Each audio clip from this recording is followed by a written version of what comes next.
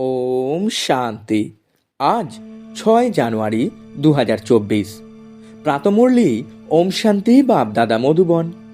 বাবা বলছেন, মিষ্টি বাচ্চারা, এখন তোমাদের এই শরীরকে ভুলে অনাসক্ত কর্মাতীত হয়ে ঘরে ফিরে যেতে হবে। সেই জন্য সুকর্ম করো, কোনো বিকর্ম নয়। প্রশ্ন: নিজের অবস্থাকে পরীক্ষা করার জন্য কোন 3 জনের মহিমাকে সর্বদা স্মরণে রাখবে? উত্তরে বাবা খুব মিষ্টি করে আমাদের সকল বাচ্চাদের বোঝাচ্ছেন। বাবা বলছেন, প্রথম নম্বর নিরাকারের মহিমা, দ্বিতীয় নম্বর দেবতাদের মহিমা, আর তৃতীয় নম্বর হলো নিজের মহিমা। এখন তোমরা পরীক্ষা করো যে নিরাকার বাবার সমান পূজ্য হয়েছ কি? তাঁর সব গুণ ধারণ করেছ কি? আমাদের আচার আচরণ কি দেবতাদের মতো রাজকীয়? দেবতাদের যে খাওয়া দাওয়া, তাদের যে গুণ, তা কি আমাদের কাছে আছে? আত্মাদের যে গুণ, সেই সব গুণকে জেনে তার স্বরূপ হয়েছ কি? ওম শান্তি। বাচ্চাদের বোঝানো হয়েছে যে আত্মার নিবাস স্থান টাওয়ার অফ সাইলেন্স, অর্থাৎ শান্তির শিখরে। হিমালয় পাহাড়ে যেমন শিখর থাকে, সেটা তো অনেক উঁচু হয়। তোমরাও উঁচুর থেকেও উঁচুতে থাকো। ওরা পাহাড়ে ওঠার প্র্যাকটিস করে, রেসও করে। পাহাড়ে ওঠাতেও কেউ কেউ কুশলী হয়, সবাই উঠতে পারে না। বাচ্চারা, তোমাদের এতে রেস ইত্যাদি করার কোনো প্রয়োজন নেই।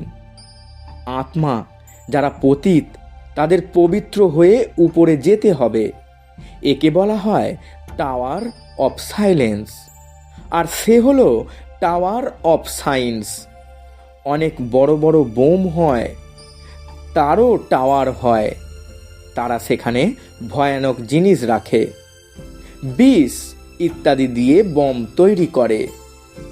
বাবা বলেন যে, বাচ্চারা, তোমাদের ঘরের দিকে উড়ে যেতে হবে। ওরা তো ঘরে বসে এই বোম নিক্ষেপ করে, যা সব কিছু শেষ করে দেয়। তোমাদের তো এখান থেকে উপরে টাওয়ার অফ সাইলেন্সে যেতে হবে। ওখানে থেকেই তোমরা এসেছো, আবার ওখানেই ফিরে যাবে যখন তোমরা শতপ্রধান হয়ে যাবে। শতপ্রধান থেকে তোমরা তমপ্রধান অবস্থায় এসেছো। এরপর আবার তোমাদের শতপ্রধান হতে হবে। যারা শতপ্রধান হওয়ার পুরুষার্থ করে, তারাই আবার অন্যদেরও রাস্তা বলে দেয়। বাচ্চারা, তোমাদের এখন সুকর্ম করতে হবে। তোমরা কোনো বিকর্মই করবে না। বাবা কর্মের গতিও বুঝিয়ে বলেছেন। রাবণ রাজ্যে তোমাদের দুর্গতি হয়েছে। বাবা এখন সুকর্ম শেখাচ্ছেন। 5 বিকার হলো অনেক বড় শত্রু। মোহ হলো বিকর্ম। কোনো বিকারই কম নয়। মোহ থাকলেও তোমরা দেহ অভিমানে আটকে যাও। তাই বাবা কন্যাদের সব বুঝিয়ে বলেন। কন্যা পবিত্রদেরই বলা হয়, মায়েদেরও পবিত্র হতে হবে। তোমরা সকলেই হলে ব্রহ্মা কুমার কুমারী। সে যদি বৃদ্ধাও হয়, তবুও তো ব্রহ্মারই সন্তান। বাবা বুঝিয়ে বলেন, মিষ্টি মিষ্টি বাচ্চারা, এখন কুমার কুমারী স্টেজ থেকেও উপরে উঠে যাও। যেমন শরীরে এলে তারপর বের হয়ে যেতে হবে, পরিশ্রম তো করতেই হবে। যদি উঁচু পদ পেতে চাও, তাহলে আর কারোর স্মৃতি যেন না আসে। আমাদের কাছে কি আর আছে? খালি হাতেই তো এসেছি, কিছুই তো নেই। নিজের এই শরীরও নেই। এখন এই শরীরকে ভুলতে হবে, অনাসক্ত কর্মাতীত হয়ে যেতে হবে। তোমরা ট্রাস্টি হও। বাবা বলেন, তোমরা ঘোরো, বেড়াও, কিন্তু অপ্রয়োজনীয় খরচ করো না। মানুষ অনেক দানও করে। খবরের কাগজে বেরিয়েছিল যে অমুক ব্যক্তি অত্যন্ত দানী, হসপিটাল, ধর্মশালা ইত্যাদি বানিয়েছে। যে অনেক দান করে, সে গভর্নমেন্ট থেকে টাইটেলও পায়। প্রথমে টাইটেল হয় হিজ হোলিনেস, হার হোলিনেস। হোলি পবিত্রকে বলা হয়। দেবতারা যেমন পবিত্র ছিলেন ঠিক তেমন হতে হবে। তারপর তোমরা অর্ধেক কল্প পবিত্র থাকবে। অনেকেই বলবে, এ কেমন করে হতে পারে? ওখানেও তো সন্তানের জন্ম হয়। সুতরাং তৎক্ষণাৎ বলো যে ওখানে রাবণ নেই। রাবণের দ্বারাই এই বিকারের দুনিয়া হয়। রাম বাবা এসেই আবার পবিত্র করেন। ওখানে কেউই পতিত হয় না। কেউ কেউ বলে পবিত্রতার কথা বলা উচিত নয়। এই শরীর কিভাবে চলবে? মানুষ এও জানে না যে এক সময় পবিত্র দুনিয়া ছিল, এখন এই দুনিয়া অপবিত্র। এই খেলা হলো বেশ্যালয় আর শিবালয়ের, পতিত দুনিয়া আর পবিত্র দুনিয়ার। প্রথমে থাকে সুখ, তারপর দুঃখ। এই কাহিনী হলো কিভাবে রাজত্ব পাওয়ার আর হারানোর। এ কথা খুব ভালোভাবে বুঝতে হবে। আমরা হেরে গিয়েছিলাম, আবার আমাদের জিত পেতে হবে। আমাদের বাহাদুর হওয়া উচিত। নিজের অবস্থাকে তৈরি করা প্রয়োজন। বাড়ি ঘরের থেকে সব কিছুর দেখাশোনা করেও অবশ্যই পবিত্র হতে হবে। কোনো অপবিত্র কাজই করবে না। অনেকের মধ্যেই খুব বেশি পরিমাণে মোহ থাকে।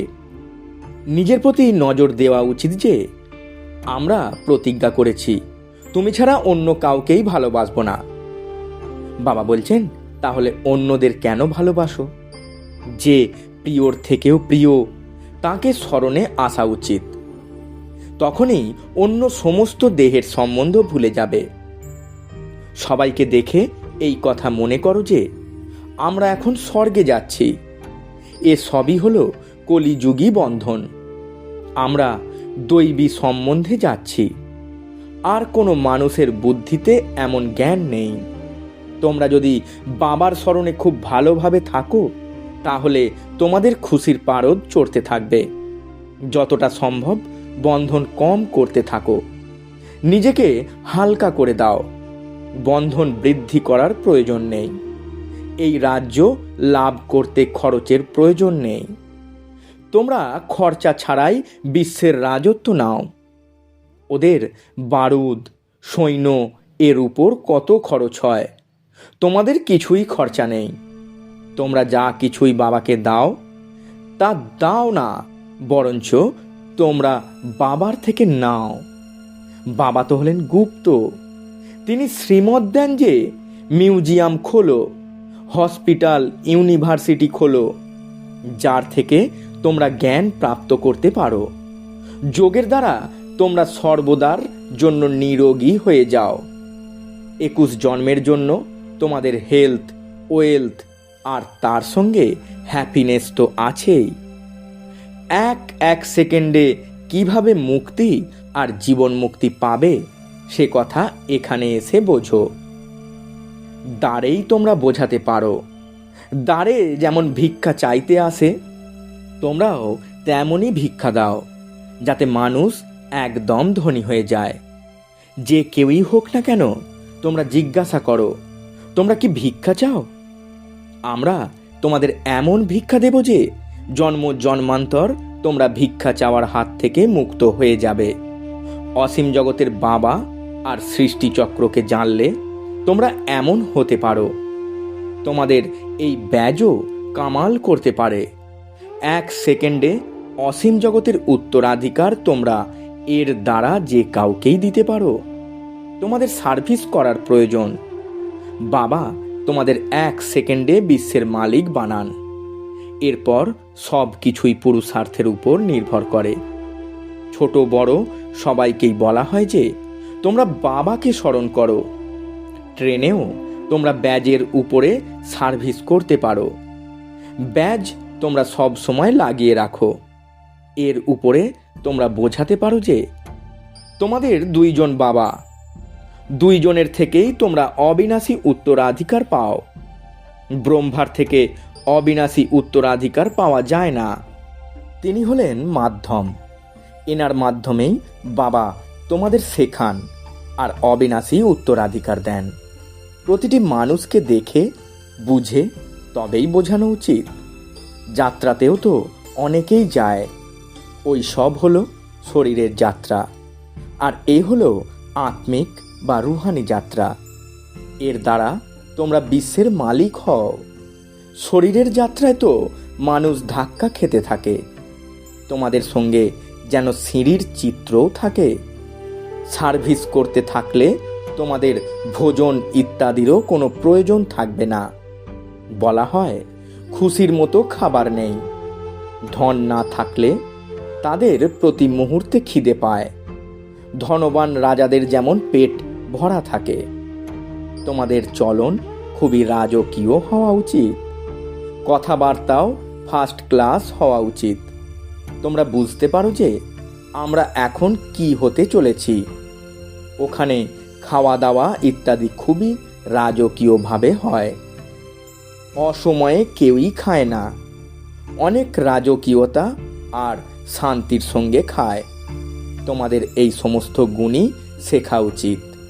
নিরাকারের মহিমা, দেবতাদের মহিমা আর নিজের মহিমা, এই তিনকে পর্যবেক্ষণ করো। এখন তোমরা বাবার সমান গুণী তৈরি হচ্ছ, এরপর দেবতাদের সমান গুণবান হবে। তাই সেই গুণ এখনই ধারণ করা উচিত। এখন তোমরা দৈবিক গুণ ধারণ করছো। এ কথাটি খ্যাত আছে যে শান্তির সাগর, প্রেমের সাগর, বাবা যেমন পূজ্য তেমনি তোমরাও পূজ্য। বাবা তোমাদের নমস্কার করেন। তোমাদের তো ডবল পূজা হয়। এই সব কথা বাবাই বুঝিয়ে বলেন। তোমাদের মহিমাও বোঝানো হয় যে পুরুষার্থ করো, এমন হও। নিজের মনকে জিজ্ঞাসা করা উচিত যে আমরা এমন হয়েছি কি?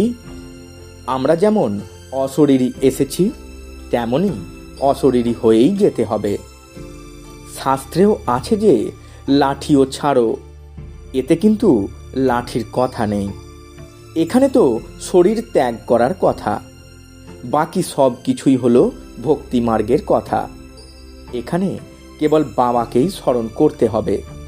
বাবা ছাড়া দ্বিতীয় আর কেউই নয়। বাচ্চারা, তোমরা জ্ঞান পেয়েছ। তোমরা জানো যে মানুষ কতখানি গুরুর শৃঙ্খলে আবদ্ধ। গুরু অনেক প্রকারের আছে। এখন তোমাদের না গুরুর প্রয়োজন আর না অন্য কিছু পড়ার। বাবা একটাই মন্ত্র দিয়েছেন, মামেকম স্মরণ করো, মানে একমাত্র আমাকেই স্মরণ করো। এই অবিনাশী উত্তরাধিকারকে স্মরণ করো আর দৈবী গুণ ধারণ করো। গৃহস্থ জীবনে থেকে তোমাদের পবিত্র থাকতে হবে। তোমরা এখানে আসো রিফ্রেশ হওয়ার জন্য।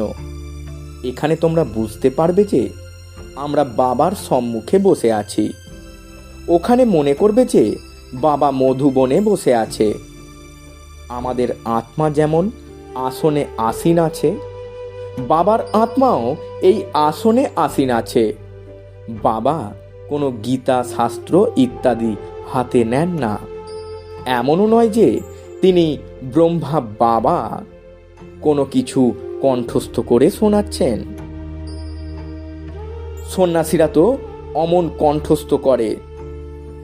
ইনি মানে শিব বাবা তো হলেন জ্ঞানের সাগর।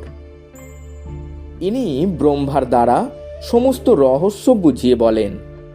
শিব বাবা কখনো কি কোনো স্কুলে বা সৎসঙ্গে গিয়েছেন? বাবা তো সব কিছুই জানেন। কেউ কেউ বলে সায়েন্স নাকি সব কিছু জানে।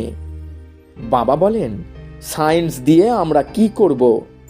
মানুষ আমাকে ডাকে যে তুমি এসে পতিতদের পবিত্র বানাও। এতে সায়েন্স কেন শিখব? মানুষ বলবে, শিব বাবা কি অমুক শাস্ত্র পড়েছেন? আরে তাকে তো বলা হয় জ্ঞানের সাগর। ও সব তো হলো ভক্তি মার্গের শাস্ত্র। বিষ্ণুর হাতে শঙ্খ, চক্র, গদা, পদ্ম দিয়ে দিয়েছে। মানুষ এর অর্থ কিছুই বোঝে না। বাস্তবে এই অলংকার ব্রহ্মা আর ব্রাহ্মণদের দেওয়া উচিত। সূক্ষ্ম লোকে তো এই শরীর থাকে না। ব্রহ্মার সাক্ষাৎকারও ঘরে বসে অনেকেরই হয়, কৃষ্ণেরও সাক্ষাৎকার হয়। এর অর্থ হলো এই ব্রহ্মার কাছে যাও, তাহলে কৃষ্ণের সমান হতে পারবে বা কৃষ্ণের বংশে আসতে পারবে। সেটা তো কেবল প্রিন্সের সাক্ষাৎকার হয়। তোমরা যদি খুব ভালো করে পড়ো তাহলে এমন হতে পারবে। এই হলো এইম অবজেক্ট। স্যাম্পেল তো একজনকেই বানানো হবে, তাই না? একে মডেল বলা হয়। তোমরা জানো যে বাবা এসেছেন সত্যনারায়ণের কথা শোনাতে, নর থেকে নারায়ণ বানাতে। প্রথমে তো অবশ্যই প্রিন্স হবে। শাস্ত্রে দেখানো হয়েছিল যে কৃষ্ণ মাখন খেয়েছিল। বাস্তবে এ হলো বিশ্বের বাদশাহীর গোলক। বাকি চাঁদ ইত্যাদি কিভাবে মুখে দেখাবে? বলা হয় যে দুই বিড়াল নিজেদের মধ্যে লড়াই করছিল, কিন্তু মাঝখান থেকে সৃষ্টির যে মালিক তার মুখে মাখন দেখিয়ে দিয়েছে। এখন তোমরা নিজেদের দেখো যে আমরা এমন হয়েছি কি হইনি। এই পড়া হলো রাজপদের জন্য। প্রজা পাঠশালা বলবেই না, এ হলো নর থেকে নারায়ণ হওয়ার পাঠশালা, গডলি ইউনিভার্সিটি। ভগবান এখানে পড়ান।